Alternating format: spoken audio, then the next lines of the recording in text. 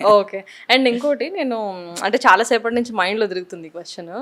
చేనేత ఇండస్ట్రీ ఏదైతే ఉందో అంటే మన హ్యాండ్లూమ్ అవును, ఇండస్ట్రీ హ్యాండ్లూమ్ ఇండస్ట్రీ. కనుమరుగైపోతుంది. చాలా అవును. ప్రాబ్లమాటిక్‌గా ఉంది. అవును. అంటే మీరు అంటే వాళ్ళని కలిసినప్పుడు మీకు పర్సనల్‌గా అంటే అబ్బా! కొంచెం ప్రాబ్లమాటిక్‌గానే ఉంది ఇక్కడ అని అంత డెఫినెట్‌గా. ఇన్సిడెంట్ ఎప్పుడు మీకు అనిపిచ్చింది? అలాంటి ఇన్సిడెంట్స్ ఏమైనా?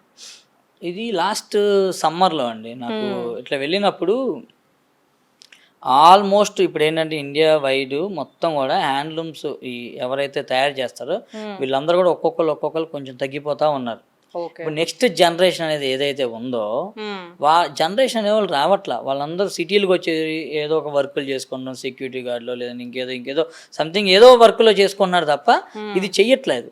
లాస్ట్ ఇయర్ నేను ఒక చోట ఇది చూసాననమాట. హ్మ్. ఒక అబ్బాయి, ఒక ఫాదరు, మదర్ ఉన్నారు. పెద్దవాళ్ళు ఆళ్ళు బాగా ఒక 70+ ఉంటాయి ఆళ్ళకిద్దరికీ గూడా. ఓకే. వాళ్ళ అబ్బాయి ఇదే పని చేసేవాడు. శారీస్ తయారు చేసేవాడు వీవరు. హ్మ్. చేసేవాడు వీళ్ళిద్దరిని వదిలేసి వెళ్ళిపోయాడు. హ్మ్. ఏంట్రా అంటే సమ్మర్‌లో ఈ రేకుల షెడ్‌లో పని చేయాల్సొస్తుందని. ఓకే. సమ్మర్‌లో ఈ రేకుల షెడ్‌లో ఈళ్ళకేమో ఇదంతా ఉండదు గదా! ఫెసిలిటీసు. హ్మ్. ఇవన్నీ లేక అదొక నరకంలాగా అనిపిచ్చి, ఆ అబ్బాయి ఈ ముసలోళ్ళిద్దరిని గూడా వదిలేసి, హ్మ్. ఆ అబ్బాయి సిటీకొచ్చేసాడు. అది ఓకే. నాకు చాలా బాధాకరంగా అనిపిచ్చింది. హ్మ్. అప్పుడు